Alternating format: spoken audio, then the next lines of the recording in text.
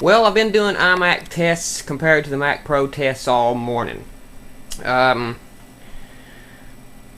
of right now, I've been using several applications. Right now I'm in the process of using Visual Hub on both of them.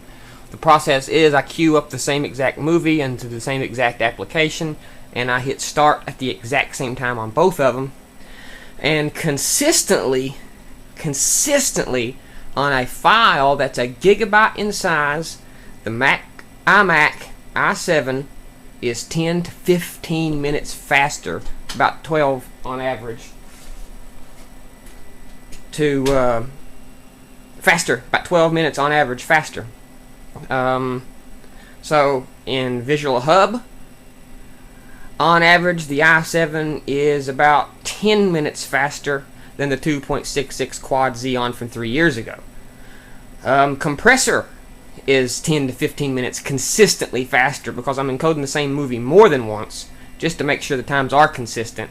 And every single thing so far, the iMac bests the 2.66 Mac Pro by at least 10 minutes as far as encoding and rendering goes. I haven't tested application launching and stuff yet because I do have a 10,000 RPM hard drive inside that Mac Pro, which may help reading and writing and launching apps and stuff.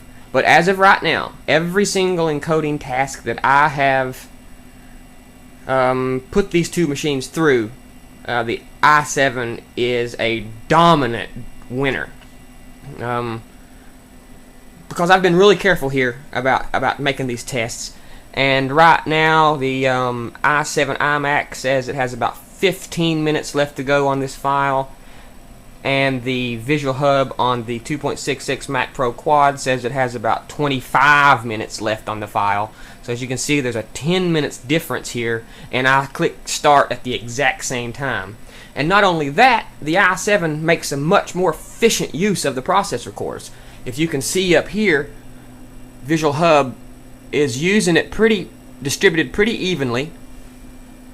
I don't think you all will be able to see that on camera. I really don't. It's too bright.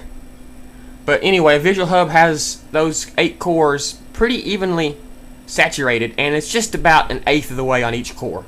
Whereas if I come over here to my Mac Pro, all 4 cores are lit 3/4 of the way up completely, and it's encoding it slower.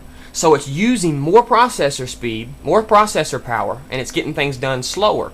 So that shows you how much more efficient this i7 is when you look at the cores and the amount of CPU being used at the same exact task. Okay?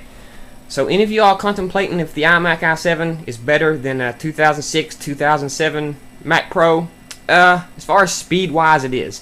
Now, the Mac Pro, it's fucking industrial, okay, guys? I mean, it's got dual gigabit Ethernets. It's got spaces for 2 DVD drives and 4 internal hard drives and stuff. Now, if you're not totally concerned about speed, if that's not your main issue, then the Mac Pro might be better for you if you're a professional because it's got such a great Xeon architecture.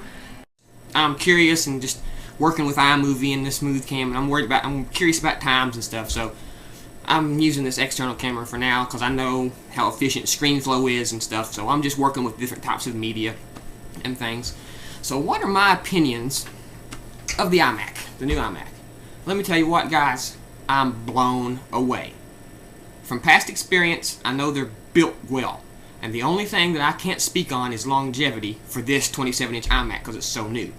But I'm assuming it's going to be as reliable as other Apple products. Of course, you'll have bad apples that go wrong during manufacturing, or a hard drive is shipped from Western Digital that's bad, and things like that happen. But I think for the most part, this is not going to be a typical first-generation type of product where there's bugs and stuff and you need to wait. I don't think that's an issue. I think they've done their homework here.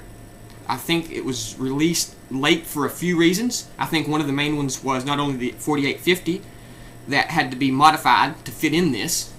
I'm not sure if ATI just gave them a stack of stock cards or if they actually had to make a little modification to get them to fit on this platform. I don't know. Some people tell me they did, that you can't take the 4850 out of the iMac even though it's a desktop version and stick it in a Mac Pro. I don't know. I've not been in them. I don't know. Maybe they are a little specialty. Maybe they are made specifically for Apple. That's why it took longer. I don't know. It's all speculation.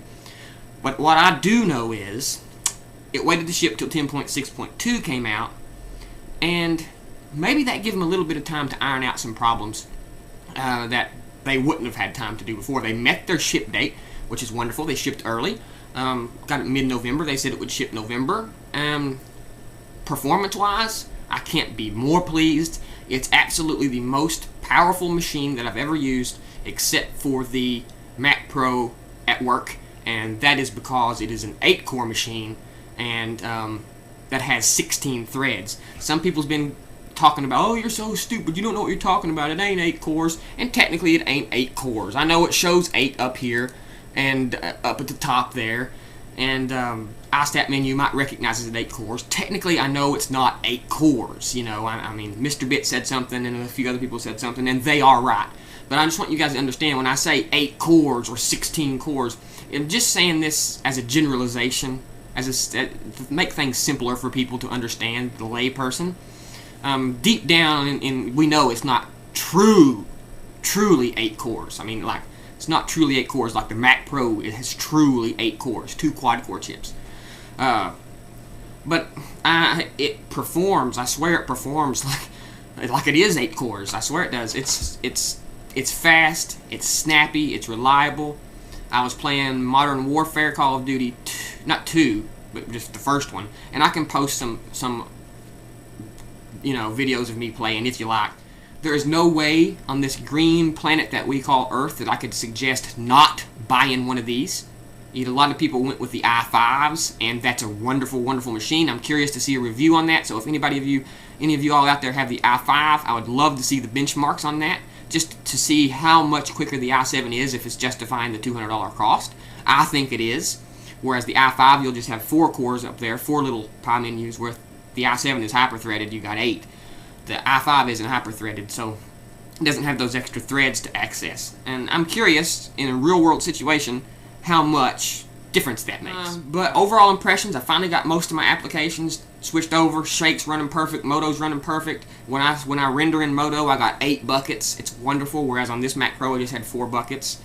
Final Cut Studio is great, smooth as it can be. Compressor is fast, and the efficiency of the cores is wonderful. It don't just completely destroy my system when I'm encoding with compressor. I have so much processor power left over that I can do anything I want. Whereas with this older one here, it just totally pegged my processor out. So Apple has come a long way, and so has Intel.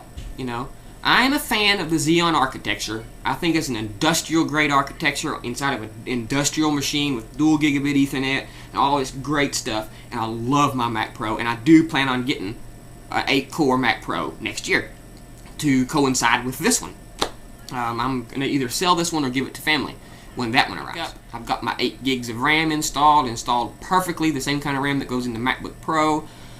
The SD card slot works like a dream. It's fast. If this SD card slot is any indication, when I copy movies from the SD card slot to the hard drive, if that SD card speed, copying from that card to the hard drive, is any indication of how fast a solid-state hard drive will be, I can't wait. I can't wait to the day that iMac ships standard with a solid-state. It might be many years away because they're so expensive, but I can't wait. All my applications are working. Been having problems with Houdini here lately, and this is not the iMac's fault, it's Houdini's fault. I think they've been dropping the ball here lately. I used to be a big fan of Houdini, but I've been having a lot of problems with them, and they just can't get their shit together with Snow Leopard. And I don't know. That's a rant for a different video, and I plan on making a side effects Houdini rant video. I love Houdini. I still use it. Now, I don't want to stop using it, and I pray that things get sorted out because I love the company. Anyways, very, very happy with the iMac. Plan on making a few more videos talking about it, and I hope you stay tuned to see them. We'll see you then. OS 10.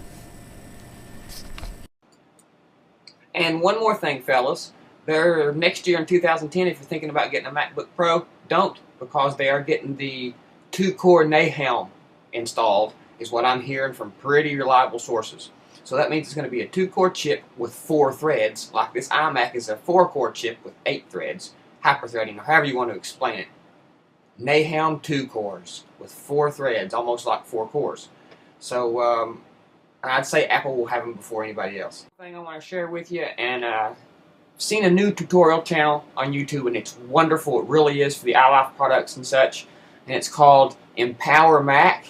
or the empowermac channel, and I'll put the I'll put the link to the channel in the description. And I got this shirt from him to me, empowermac, and on the front it says, "There's nothing your PC can do that my Mac can't do better." I couldn't have said it better myself. Go check out his channel, subscribe, give him a holler out, tell him I sent you. See you next time. OS 10.